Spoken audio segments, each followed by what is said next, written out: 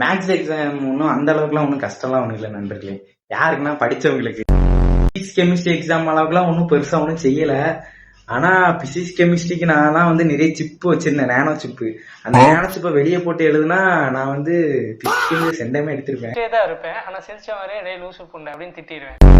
மேக்ஸுக்கும் அதே மாதிரி நேனோ சிப்லாம் கொண்டு போக கூடாது, நேர்மையா இருக்கும்னு சொல்லி நினைச்சேன். ஆனா நேர்மை எக்ஸாம் காலையிலே வந்து கோப் போட்டுருச்சு. கொண்டு போனேன் 2 நேனோ சிப்பு தான்.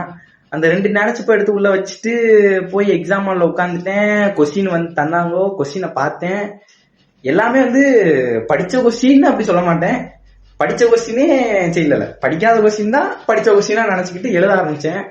சரி ரைட்டு சொல்லி ஓரளவுக்கு எழுதிட்டு சரி வெளியே தண்ணி குடிக்கிற மாதிரி குடிச்சிட்டு 2 நேனோ சிப்பை போட்டு எழுதுவோம் அரேஞ்ச்மெண்ட்டு சொல்லி தண்ணி குடிச்சிட்டு வரேன்னு சொல்லிட்டேன். மிஸ்ஸும் சரிப்பா போயிட்டு வா அப்படின்னு சொல்லிட்டாங்க. நானும் அப்படியே எந்திச்சு போயிட்டேன். என் கிளாஸ்காரப்ப எவ்வளோ அப்படி சொன்னானுங்க. யாரா என்ன இல்லை உங்க போறல கீழே போறல சொன்னான். இன்னும் சொல்லி கீழே போக்கேன், என் பாக்கெட்ல இருந்து 2 நேனோ சிப்பு கீழே விழுந்து கிடக்கு. மால அது நான் அந்த நேனோ சிப்பை பார்க்க, மிஸ் என்ன பார்க்க, கீழே அதுக்கப்புறம் மிஸ்ஸை பார்க்க, அதுக்கப்புறம் மிஸ்ஸை நான் பார்க்க, மிஸ் என்ன பார்க்க, ஒரே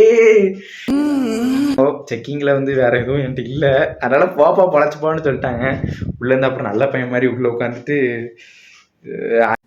கான்ஃபிடென்ட்டா இருங்க, நல்லதே நடக்கும், வெற்றி நிச்சயம்.